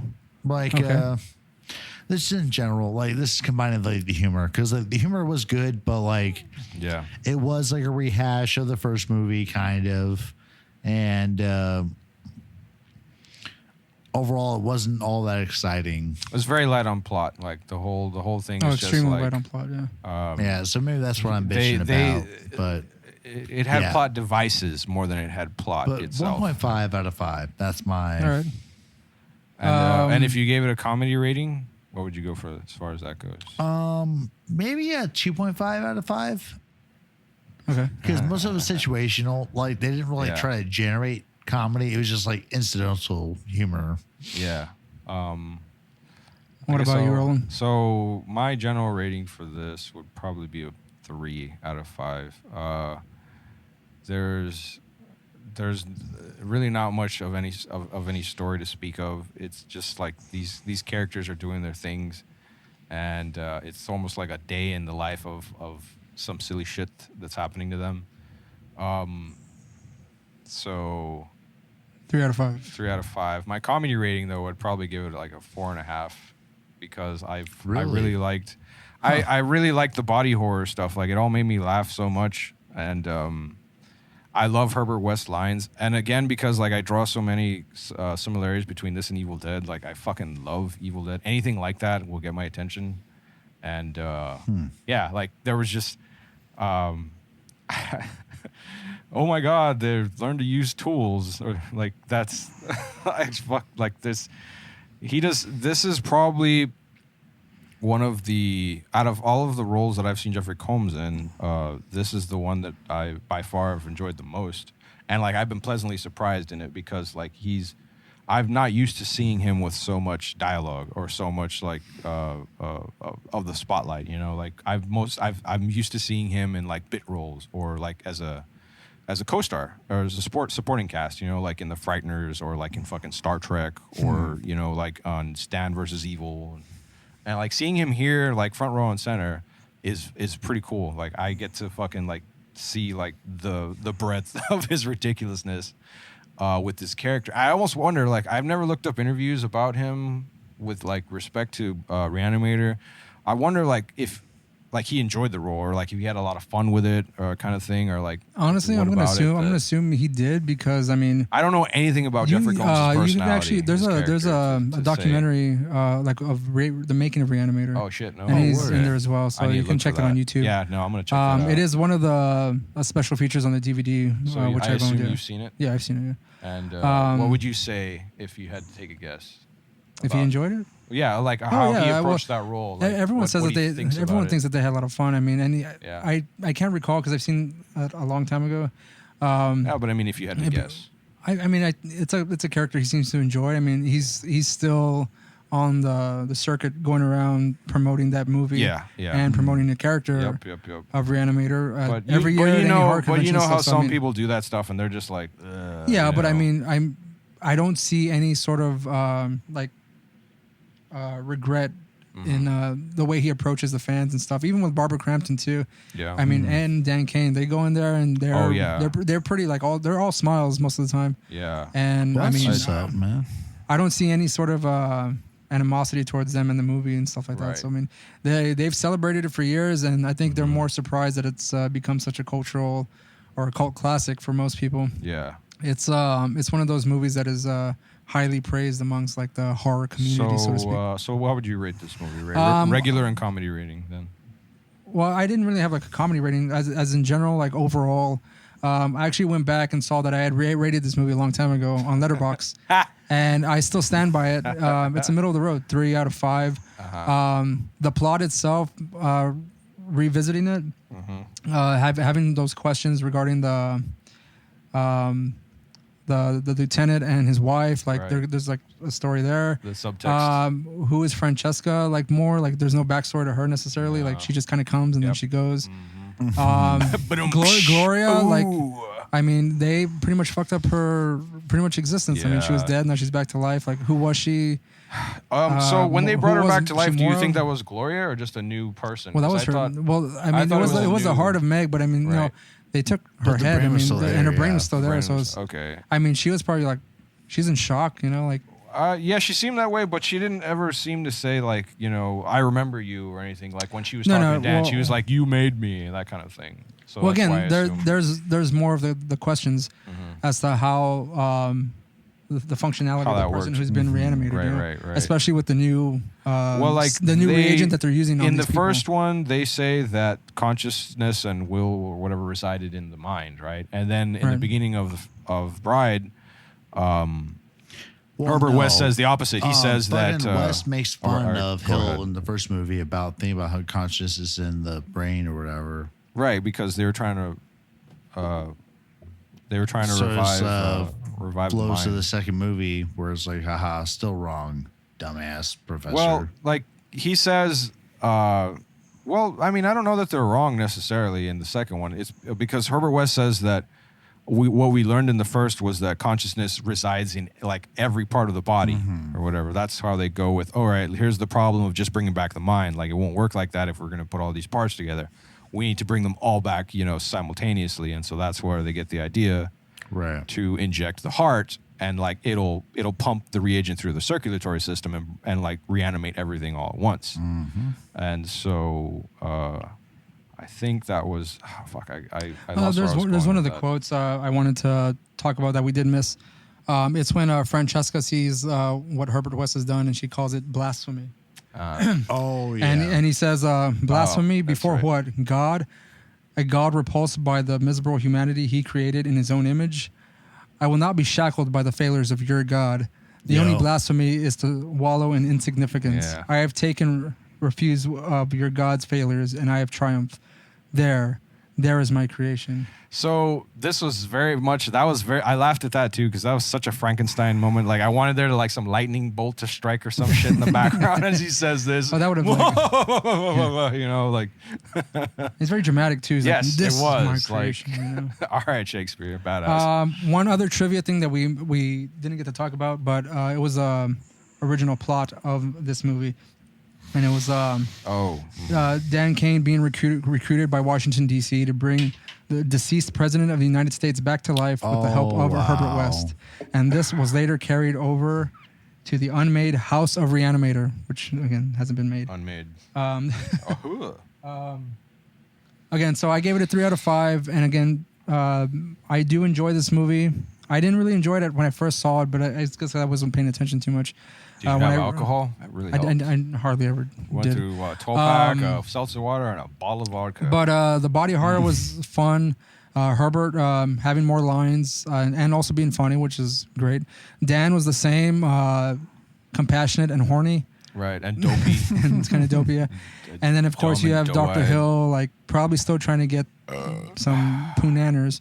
Yeah. But so at one point, like, Dr. Hill's asleep and he's like dreaming, and I almost think like he's having a flashback of the first one when he's trying to eat out Meg in the first one. Like he sticks his tongue out, and he's like, and he wakes up and was like, I'm awake. Fuck you, doctor. Oh no, reality bites. Never mind. Yeah. Okay, so we're gonna bring this episode to a close, and just stay tuned for next month whenever we go over Beyond Re-Animator, which is the last in the trilogy. Oh yeah. You guys haven't seen that yet, right? No. Right. No. I've only seen it once, and it's I'll talk about it whenever we get to it. Cool. Right on. Let's just go over some of our little promotion time. Follow us on Instagram. Primarily Instagram. We have more of a presence there right now. Yeah. Facebook and Twitter, we're there as well, but under MoQuest Studios. You can follow us at Cinekuest Video on Instagram. And you want to help us out, support us a bit, go to Patreon, throw us a few bucks that way. Mm-hmm. We do have merch. You can support us that way as well. You want to buy a t-shirt, you want to buy a mug, stickers, sweater, some stickers. Phone case. No, I got rid of the phone cases. Those are dumb. All right. Again, we have MoQuest Studios, Anime Mixtape stuff, Valley Strange, which is our other podcast on MoQuestStudios.com. And that's pretty much it. Yeah. Oh, you can follow us on YouTube as well as if you would like. We're still updating the Cinekuest Video channel, but stay tuned. We got more stuff for you. Yep. And that's it. My name is Ray. This is Roland. This is Daniel. And we didn't introduce ourselves at first, but now we did. There we go. So, got one. Yeah. See you next You're time. welcome, bitches. Laters. Thanks for listening.